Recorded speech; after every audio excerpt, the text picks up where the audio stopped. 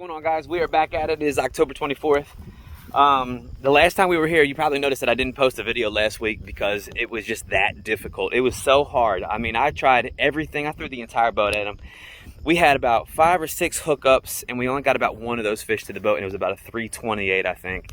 So we only caught one fish last week, and it was super tough. And the conditions were, you know, it seemed like they were almost perfect, almost kind of like how it is right now. We have a light wind on the water. It's probably about a 3 or 4 mile an hour wind. As you can see, it's kind of overcast. It's not overly hot. I think the temperature right now is about like 65 maybe degrees. The water temperature should be a little bit cooler than it was last week because we still have those cold nights. So I'm guessing the water temperature is probably going to be like in the 70s, low 70s, maybe high 60s. But we're going to go out here and try to figure them out. I got tons of baits. I got tons of baits tied on. I got the chatter baits, I got the willow blade from Z-Man, I got worms, I got spinner baits, I got tons of things tied on. And you know, it all starts with a game plan and just going out on the water and trying to adapt. So we're going to try these fall locations. We're going to try the pockets, the crease. We're going to try some flats, main lake points. We're going to try all those locations. And I know a lot of the times I talk about, like, if you're not catching them, you need to go do your research. And a lot of the research that I've been doing, and a lot of the things that people have been saying, is that just cover water, cover water, cover water. So I'm going to try to do that exactly today. Try a lot of my key locations, the main lake points and stuff like that, wind blown banks, and let's hope we can just catch some today. If we don't catch anything today, we'll just take it as a learning lesson that we need to, you know, try something new, or, you know, do some more research, or, you know, fish faster, fish slower, try a finesse approach. Who knows? But we're going to go out and try to figure them out, and I want y'all to come along with us. So let's go. All right, time to get after it. Let's see what we got here.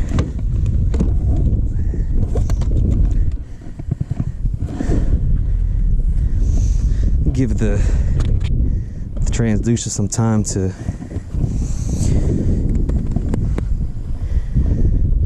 make a reading on the water temperature, but the water seems to be not so dingy. It looks kind of clear today, which usually with these colder nights, the water temperature may get a little cooler and kind of settle down a little bit to where the water's not as dirty.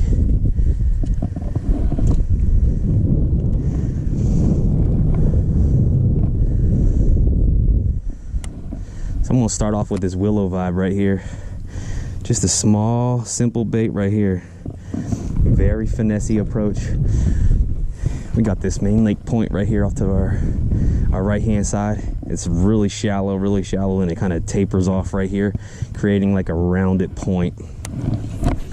So we're just gonna make some cast, let that bait sink, and then we're just gonna slowly bring it in.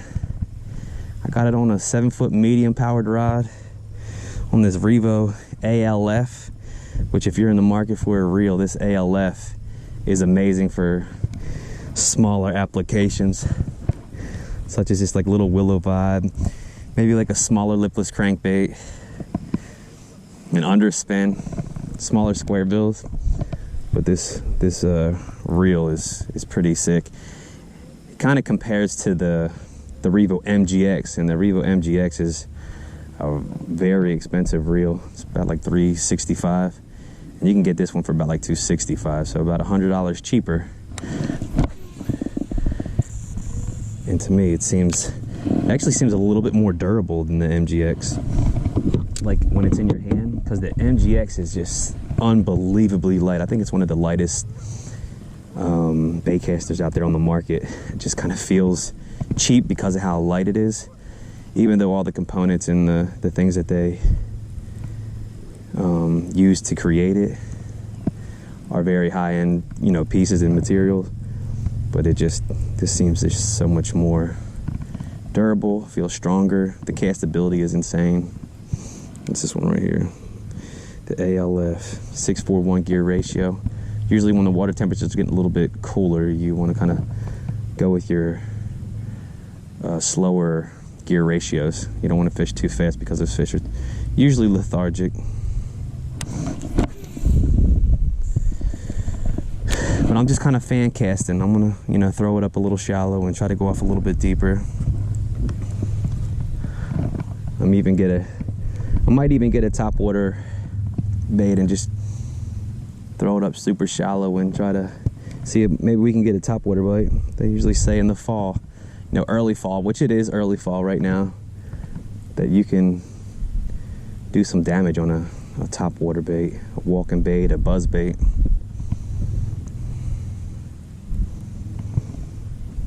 We're sitting in about 3 foot of water right now. Casting out a little bit deeper.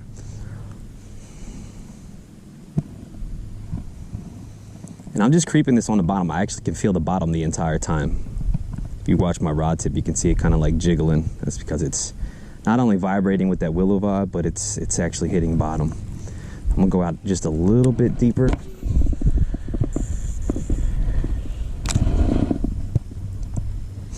I might even anchor out right here just to kind of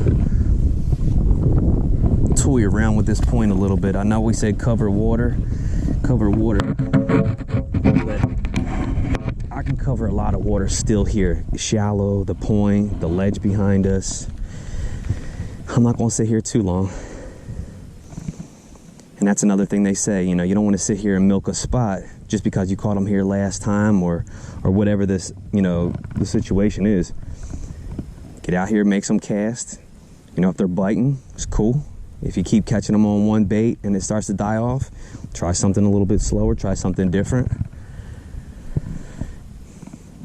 So we're just toying around right now. Another key thing too, always keep an eye on your electronics. You want to make sure that, you know, you don't miss anything. It could be a brush pile, it could be, you know, a school of fish, it could be bait fish, it could be anything. So always keep your eyes on that. A lot of the times in the fall too, guys love to pay attention to the water temperature. Sometimes, you know, just that little slight change in water temperature can make a huge difference, especially in the fall. You know, if fish have a tendency in the fall to want to be around warmer things like rocks or hard bottom, to where, you know, they're not super cold. So paying attention to hard bottom or the water temperature, you know, even if it's just 1 degree warmer, it could make a huge difference. So pay attention to that. We're just walking this Sexy Dog Spook. It's a little bit bigger. It's the 3 treble hook.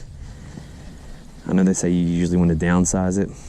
And this gear ratio is super slow. And one positive thing about that is that if the fish want the bait a little bit slow, because we have a tendency to fish topwater super fast, fishing with a slower gear ratio will actually allow that bait to be in the strike zone just a little bit longer. And don't be afraid to change the cadence up. You know, just back and forth, small pauses. You never know what they want. Fishing a little bit slower gives them time to look at it. I usually like to fish topwater around grass. You know, if there's a grass lake or a grass pond, I love topwater baits. This lake doesn't have much vegetation in it, but I guess that doesn't always matter. If they're feeding and they want it,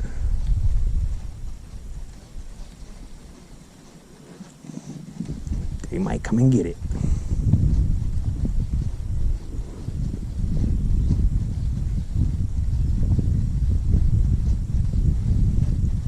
So the wind's coming from like this southeast, more so from the east. And these western banks over here may play a huge part due to the wind blowing on them, but we'll see. We'll see.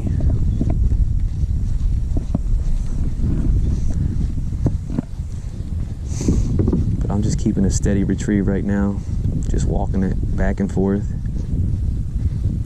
Sometimes you can pause it and then speed it up real quick. Just changing it up. Let the fish tell you how they want it.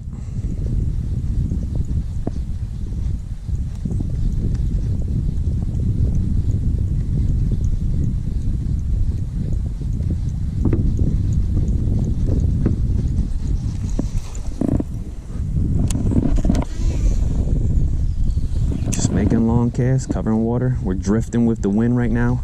As you can see, now we're literally right on that point. Right on the point.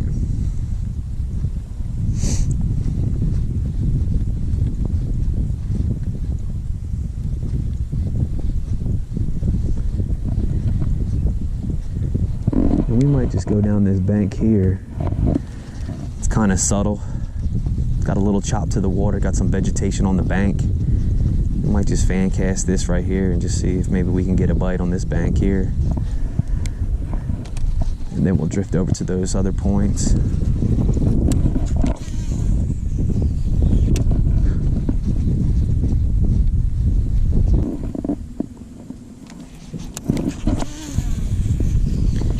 Right up there, I don't know if you saw that, but there was a little chop on the water and it looked like something swirled. Almost like they might be eating some bait fish up there.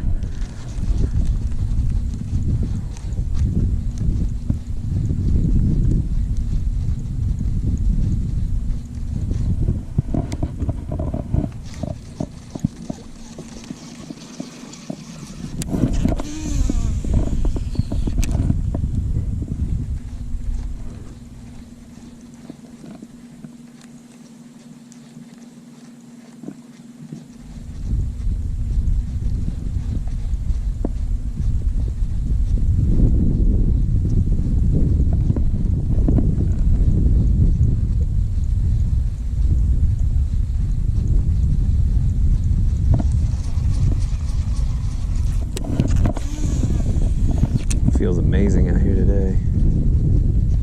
Slight wind, cooler.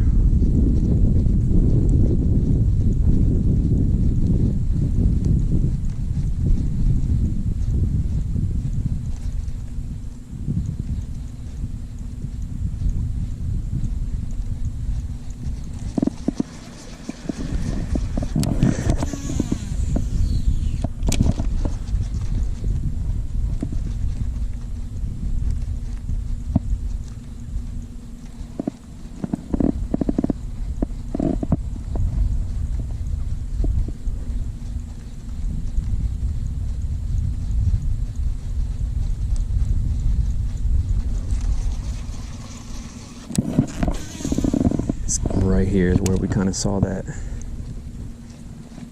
boil, a little wake.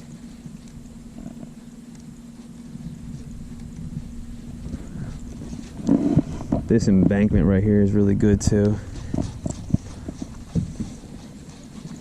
We're sitting in about 3.5 foot of water. There's that other wake. There's another wake right there in front of us.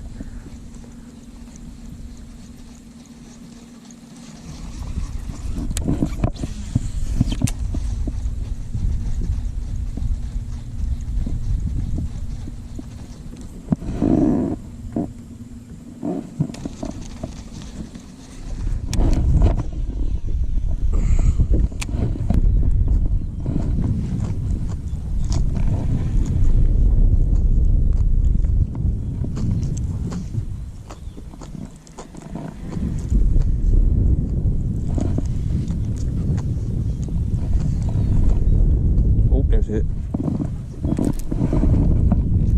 We got it. He's hooked up. Nothing huge, but we got one. Oh.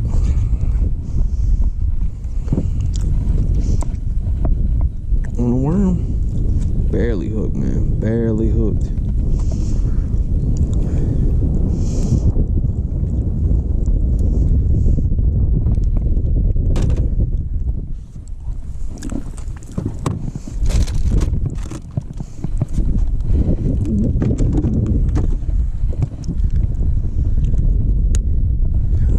Fish number one. What we got? 105, 103. 103.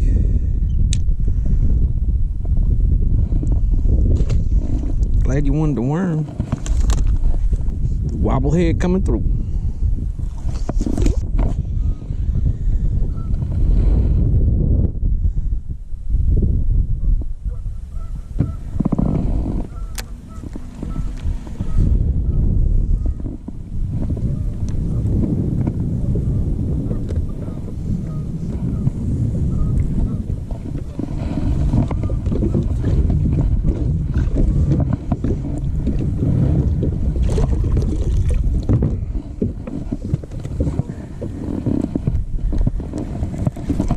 we got one.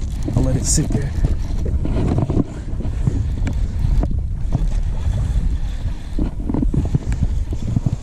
Let it sit there while I got the anchor up. And he came and got it. Come here, boy.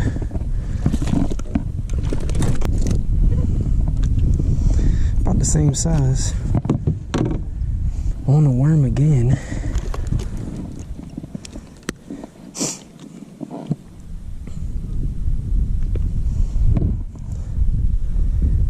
$108. 103, 108.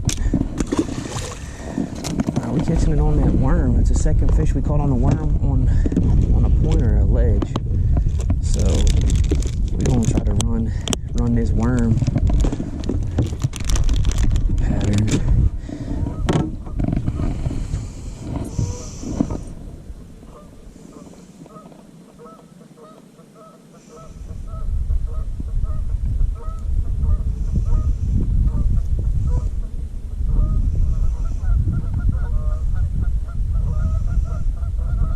Jesus.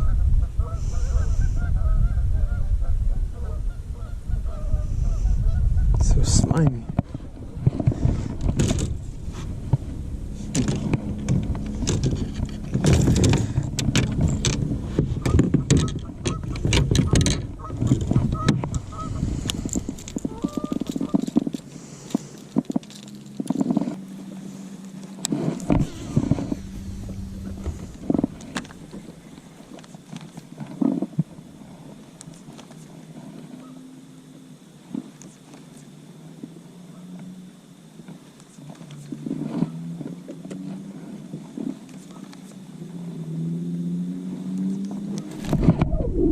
Here you go.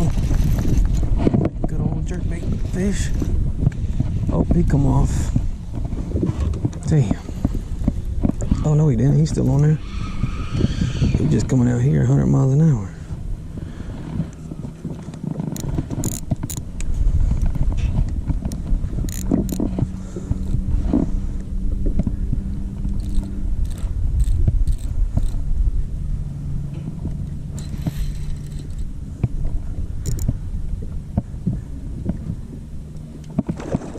Oh, he's a good one.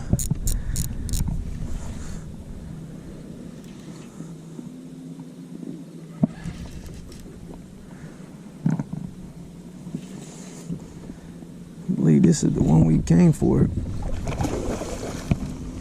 If he can stay on there.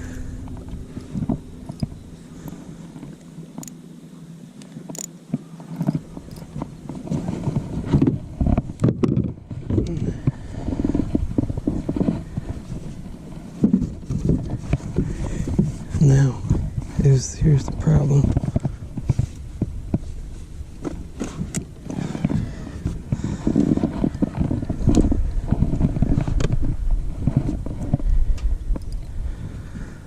Just needed to tire her out a little bit.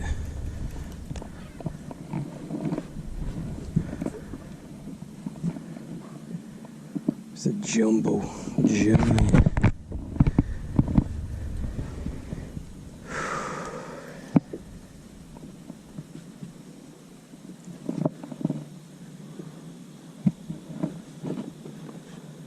Giant. Let's see if maybe we can get her up in here. Not yet.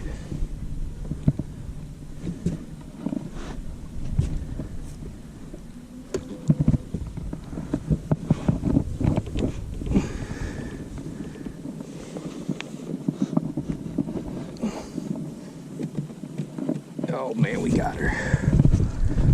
Oh man, we got a good one. Oh Jesus.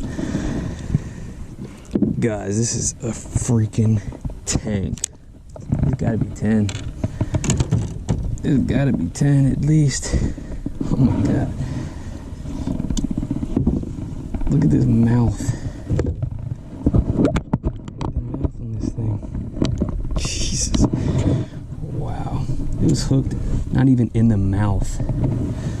She must have swiped it or something, I don't know. Wow. Look at this freaking tank. Man. It's at least 10 pounds. No doubt.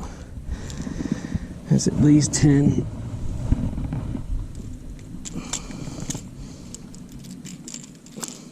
Every treble hook in or two.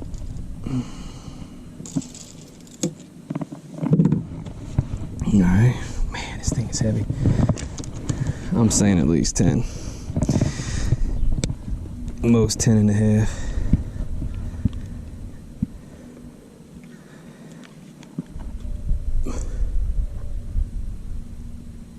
$10.80. Look at that, baby. $10.80.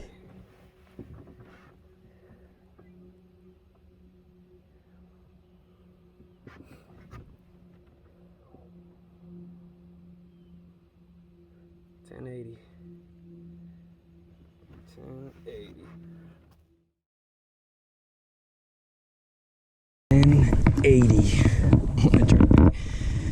$10.80. Man, what a freaking tank.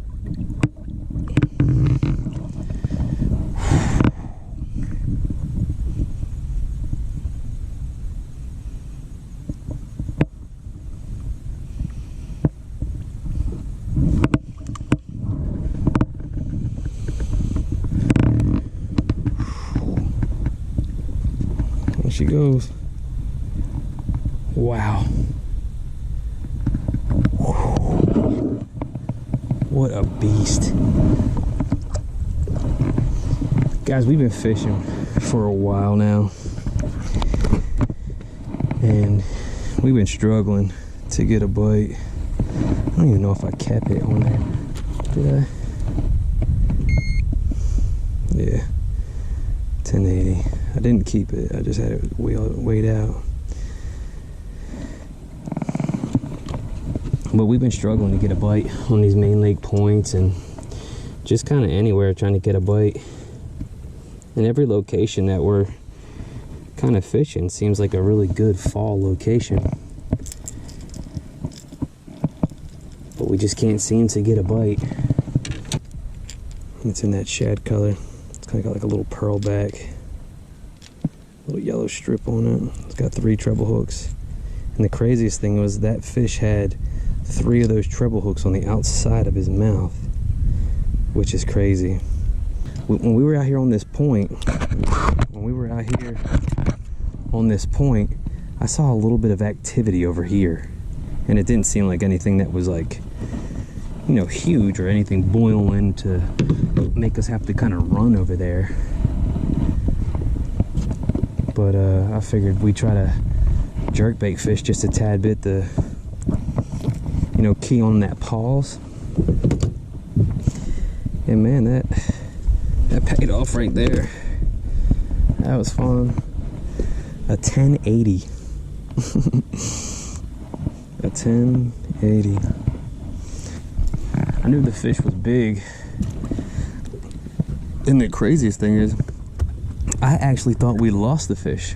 Because once I hooked it, I set the hook, and then I could have sworn I felt the bait shoot out of his mouth, which possibly could have been. And then that other 10-pounder was kind of close by, and I hooked him in the head. I have no clue.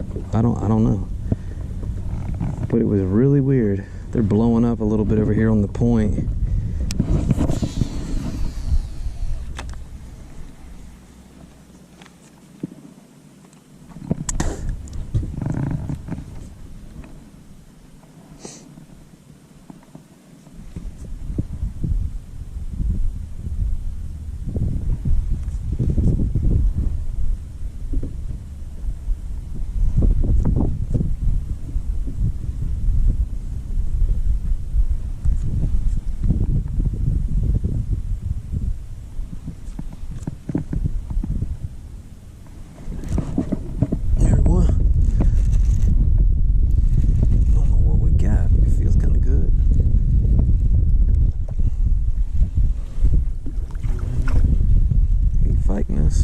He is pretty good.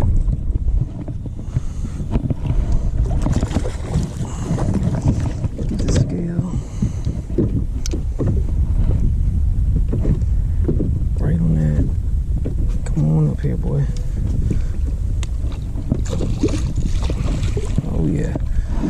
That's a good one.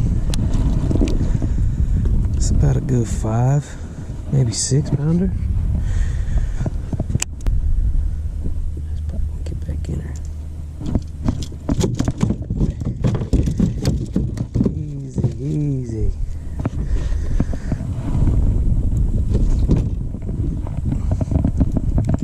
Look at that fatty.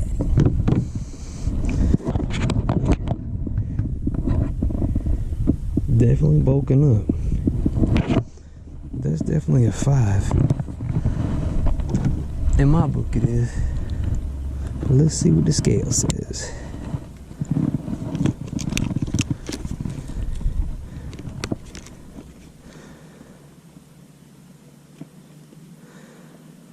Scale's on.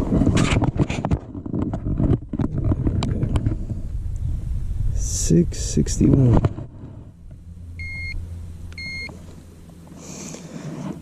Not bad. 661. Man, that's cool. Look at the gut. So the jerkbait is producing some giants.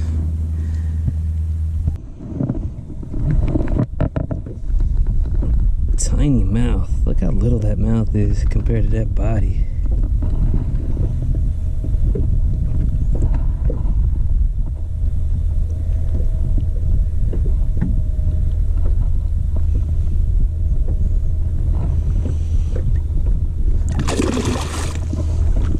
See ya.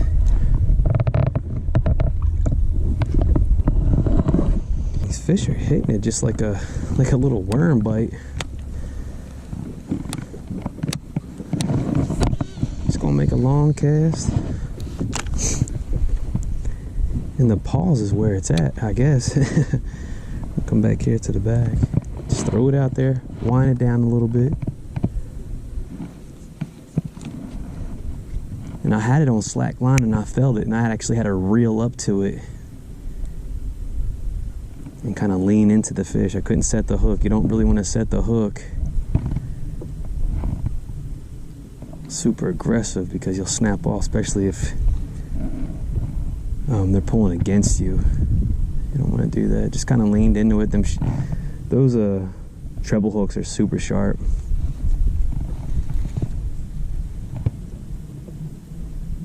There you have it, guys. 4 fish within about 6.5 hours, which is definitely a struggle. So, you know, we went out here with a game plan. A lot of our baits that we had tied on didn't work out too well. We try to power fish a lot of these areas, main lake points, pockets, flats, wind-blown banks, and it was just tough. Couldn't get a bite. So we were on the main lake on a flat where it had like a little bit of a ledge, and we caught 2 of those fish on that wobblehead with that worm. And you know, we went to some other main lake points that I thought were going to have some fish on them, and that wasn't the case. Picked up that jerk bait and landed that 1080, and came over here to another location and caught a 662 or 663 or something like that. But yeah, all in all, the day was pretty tough. You know, 4 fish within 6.5 hours is pretty tough, but when you catch 2 giants like that, it kind of makes up for that, and makes your day really good. So the wind was coming from the east the majority of the day. The day was basically overcast. The water temperature did not get over 72 degrees. So that jerk bait, you know, I'm not going to say was the key, but helped us catch those bigger fish. And I believe that pause was a key factor in fishing that jerk bait. A lot of the times they say in the fall, when the water temperatures are super cold, you want to have a longer pause. And you know, I try to make the jerkbait pause for a little bit longer, and you know, it paid off. But guys, I hope you enjoyed coming along fishing with us today. Go ahead and give it a like if you liked it, or a thumbs up if you liked it. Subscribe if you want to see upcoming videos, and I'll see you next time. Peace.